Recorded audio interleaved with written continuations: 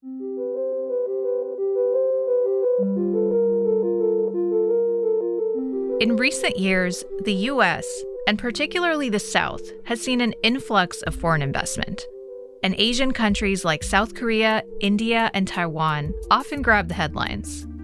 But the undisputed king is Japan. And the cradle of Japanese investment in America might surprise you.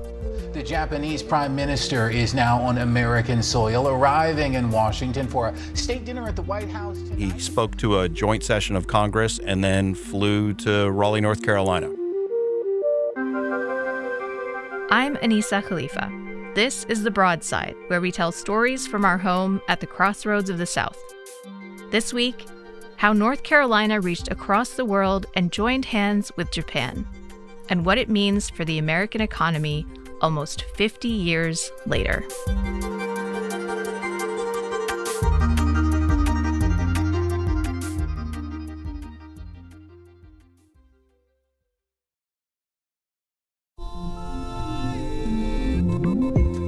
You come to the New Yorker Radio Hour for conversations that go deeper with people you really want to hear from, whether it's Bruce Springsteen or Questlove or Olivia Rodrigo, Liz Cheney, or the godfather of artificial intelligence, Geoffrey Hinton, or some of my extraordinarily well-informed colleagues at The New Yorker. So join us every week on the New Yorker Radio Hour, wherever you listen to podcasts.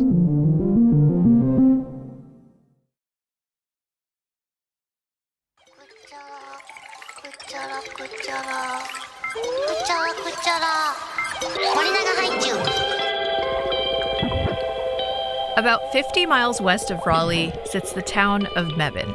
It's probably best known for its outlet mall, but for the last decade, it's also been home to an iconic Japanese brand. What's it like when you bite into a haichu? It's really fruity and really chewy. It's like a very true to life and the fruit flavor with a double layer, and it's very unique in the taste and texture. The famous fruity chewy candy from Japan. Haichu! That's Terry Kawabe, the president and CEO of Morinaga America, a subsidiary of the 125-year-old company that makes the candy haichu. Morinaga entered the American market in 2008, setting up their headquarters in California. But in 2015, when it came time to choose a site for their first U.S. factory, they chose Mebane. The government of the North Carolina and the Orange County out there were very supportive to us. So that's why we set up the factory in North Carolina. North Carolina's haichu factory now makes more than 2 billion candies a year, almost half of Morinaga's total production. And it's still not enough to meet the rising demand. Morinaga says 63 pieces of haichu are eaten in America every second, although consumer tastes differ across the ocean. It's very interesting. In Japan, the grape is the number one, but here, the number one is the strawberry. The Mebane operation has been so successful for Morinaga that in 2027, they're set to open a second factory there.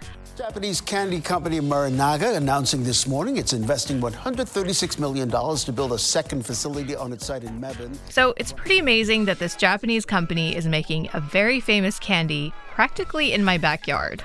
But the question remains, why North Carolina? I know we aren't the only state that offers incentives to foreign investors.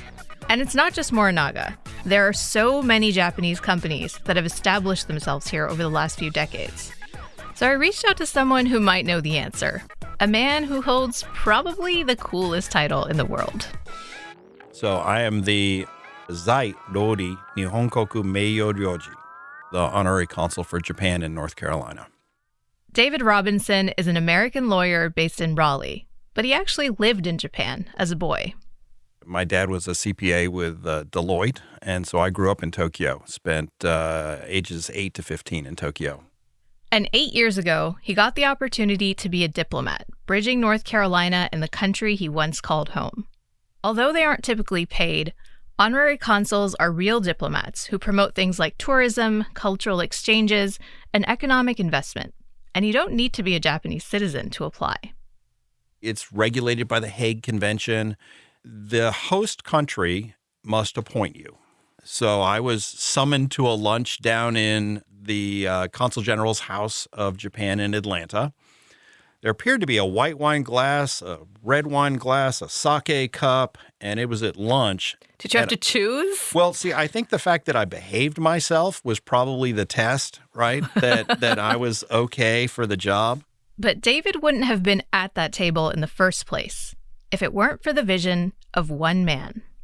There's a Japanese word that I think is important. It's called nemawashi, and it literally translates into preparing the soil before you plant a tree. North Carolina did that. In the late 1970s, the state's governor, Jim Hunt, started building economic bridges with Japan. David says this was an incredibly bold move. At the time, the U.S. was mired in a deep economic recession, and Japan wasn't exactly popular. Right, you have to recall that at this time, Japan is taking market share away, especially in the automotive industry, from, American automotive production. You saw at some point in time congressmen with baseball bats hitting Japanese TVs on Capitol Hill or, saying horrible things about Japanese automobiles. The car you're looking at, a 78 Toyota Corolla, donated by Hoop McInerney in Oak Park. We've got Tim Donovan here taking his frustrations out on this 78 Toyota. There was trade friction, and there was a deep, deep concern that we as Americans were becoming increasingly indebted to the Japanese.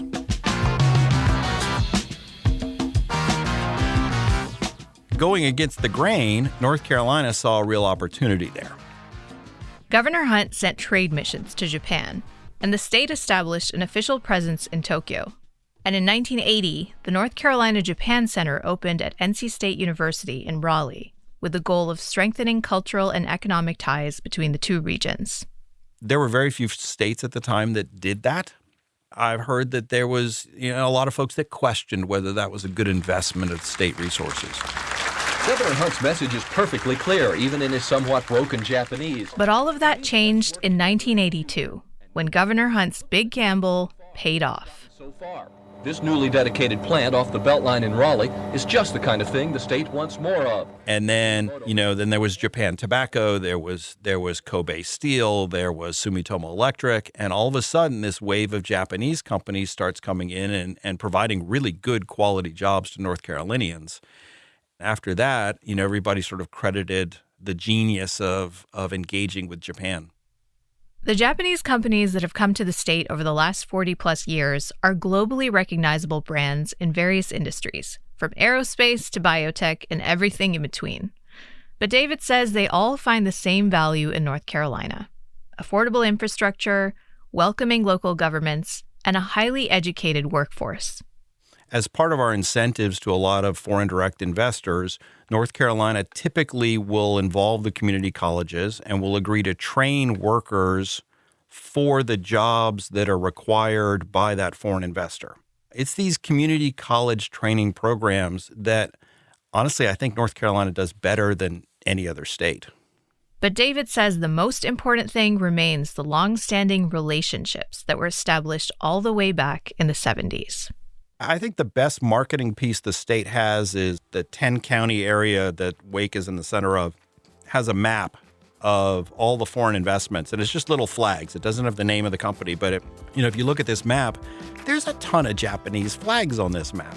And I think a Japanese business in Tokyo looking at that goes, okay, I'm not the first mover. There's momentum there, and I'm just going to be part of that momentum. If we wanted to see an on-the-ground facility where we could learn about the history of Japanese investment in North Carolina, where should we go? Oh, I would start with Ajinomoto. They were the start of the wave, right, in 1982 when they established in Raleigh. When we talk about companies being long-term investors and good corporate citizens, Ajinomoto would be the poster child for that.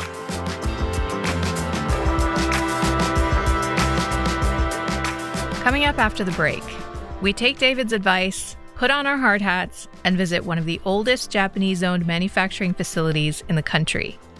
And a little later, the Prime Minister of Japan returns the favor.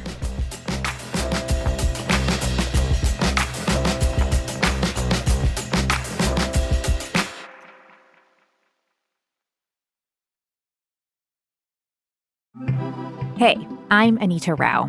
If you like the thoughtful conversations you hear on The Broadside, you may also like the show I host called Embodied.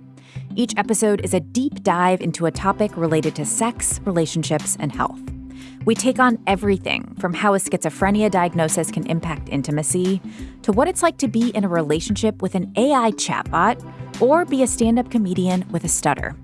We meet some incredible people who are down to explore big questions about our bodies and society, and talk about things that are sometimes a little taboo.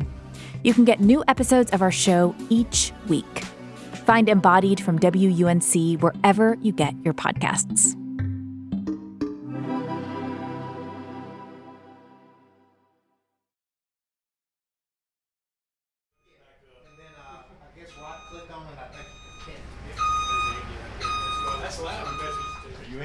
On a bitterly cold January morning, Broadside editor Jared Walker got to fulfill a childhood dream. He went on a tour of a factory.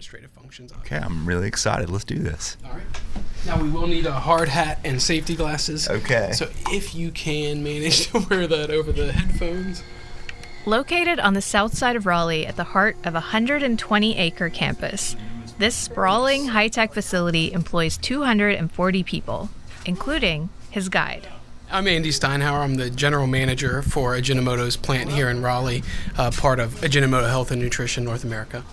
The Ajinomoto Group is a giant food science and biotech company. They make everything from MSG to amino acids.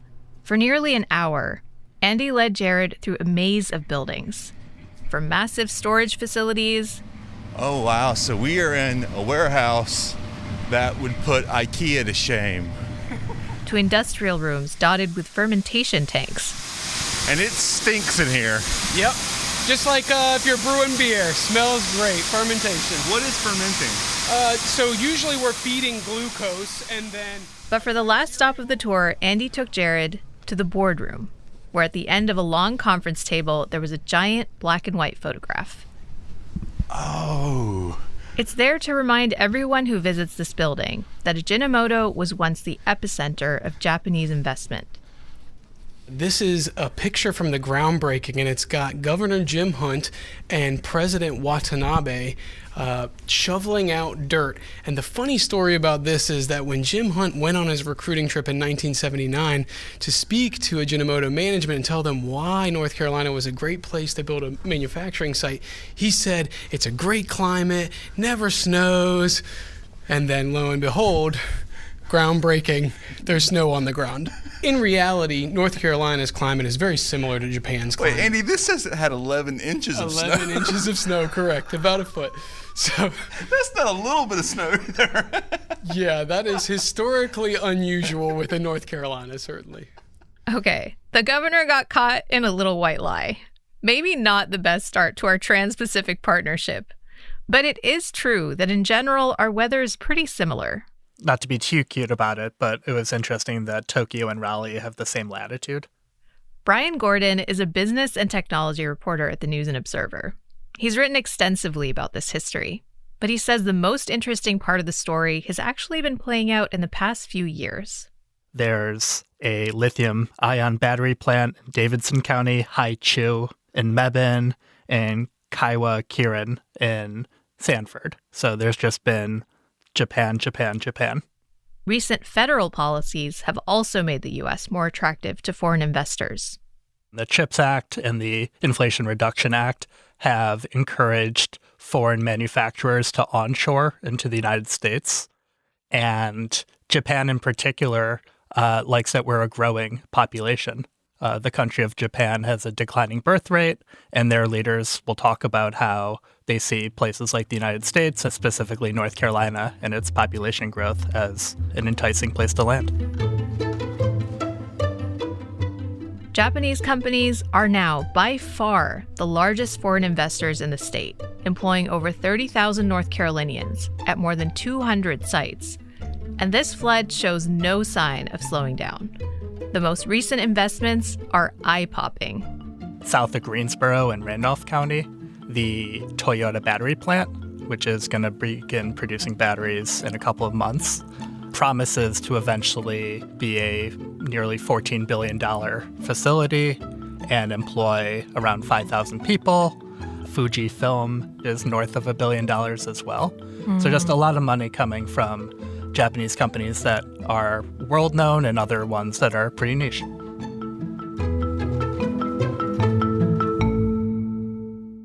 What about culturally? What kind of cultural impact does this sort of special relationship have on North Carolina?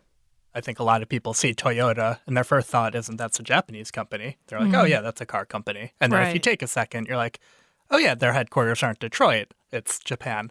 But if they're building a giant facility in Randolph County, about 30 minutes or so south of Greensboro, and so I think for the people who maybe a generation or two ago, or their parents worked in furniture or worked in textiles, and as those sectors are receding and there are these new types of industries, I think who owns the company to some extent you won't feel in the day-to-day.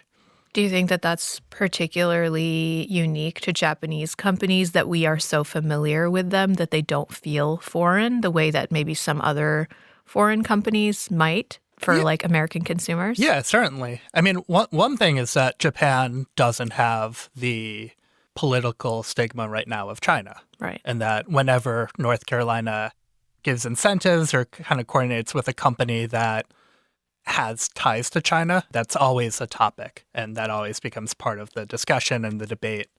But Japan is an uncomplicated ally that has been doing this for a long time.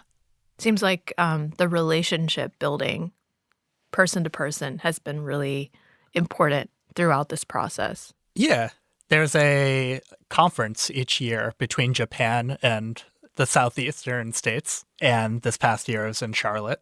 And it's definitely where Japanese companies are courted. We have this relationship with Japan that we're very proud of, but other states, our rivals, also want Japanese businesses, and they also often have ample land and lower cost energy. And so while we want to keep this relationship going, so does Georgia, so does South Carolina, so does Virginia. Out of all of those southern states that are competing, do you think that North Carolina is ahead of those other states?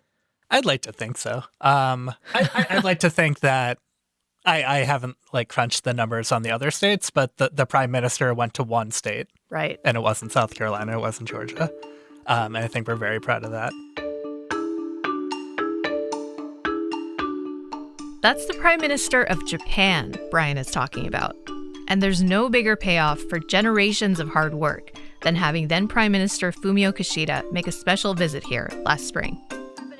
The Japanese Prime Minister is here in North Carolina. It's a rare visit to the Tar Heel state by a key international leader. Trip. Japan is one of the largest U.S. trading partners and a huge source of foreign investment in North Carolina. Lauren, yeah, talk about a busy dance card, like you said. I mean, crisscrossing the entire state, the Prime Minister and that delegation, no doubt wanting to get some rest after a big... It had been 70 years since a foreign head of state had ever visited North Carolina. As the honorary consul, David Robinson was thrilled to be able to host him on this once-in-a-lifetime occasion. He spoke to a joint session of Congress and then flew to Raleigh, North Carolina. It was wild. Which I think was just super awesome. Yeah. It speaks to the importance of North Carolina in the U.S.-Japan economic relationship right now. I've never been part of an undertaking like that. At one point in time, the war room of Japanese diplomats that were flown into Raleigh to help manage this numbered 72 individuals. Wow. Were there some unique logistical challenges that you had to deal with because we're not used to that experience? So, yeah, all along the way. The first was the airplane itself. This is the largest plane that has, I think has ever landed at RDU. We were all out on the tarmac sort of figuring out where it would go, how do we store it for 2 days, and the Japanese dropped this bombshell on us, which is, hey, by the way, there's a second, we fly a spare. Oh my goodness. So, we had to deal with that. And then I saw the 50 plus journalists that were traveling with the prime minister. And I said, now this is our opportunity. And so we got just an incredible amount of press coverage in Japan about this visit. アメリカを訪問中の岸田総理大臣は、この後、ノースカロライナ州にあるトヨタ自動車やホンダの現地このノースカロライナの訪問はバイデン大統領、そしてトランプ陣営。The Japanese delegation went home having experienced real Southern hospitality, including bluegrass music and North Carolina barbecue. But they also tried another classic local delicacy. So all of the Japanese diplomats, we had folks from the United Nations, and we were all in buses, and we were sort of looking to see where the prime minister would go. That lunch stop was at Bojangles. Of course. They were like, we've got to try this, and it was a hit. I mean, yeah, who can say no to Bojangles? That's just, I love that. A diplomatic mission literally greased with fried chicken. David says that when it comes to this long-standing relationship, the best is yet to come. 8 years ago, when I started being the Honorary Consul for Japan in North Carolina, I would start a lot of my speeches with, this morning, 12,000 North Carolinians got up to go work for a Japanese company. That number is now about 34,000. The numbers don't lie, right? All the math is always added up, but this new level of excitement, I think we are on the map, if you will. And we all just better be prepared for the ride.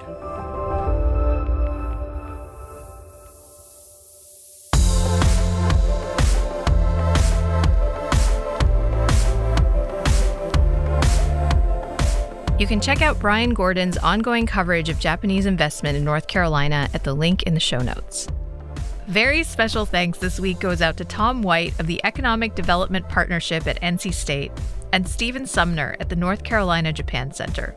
Thanks also to Hiromi Light at Ajinomoto Health and Nutrition North America and Jessica Zweigbaum at Morinaga America.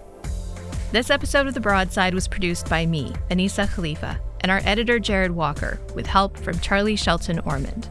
Wilson Sayre is our executive producer. The Broadside is a production of WUNC North Carolina Public Radio and is part of the NPR network.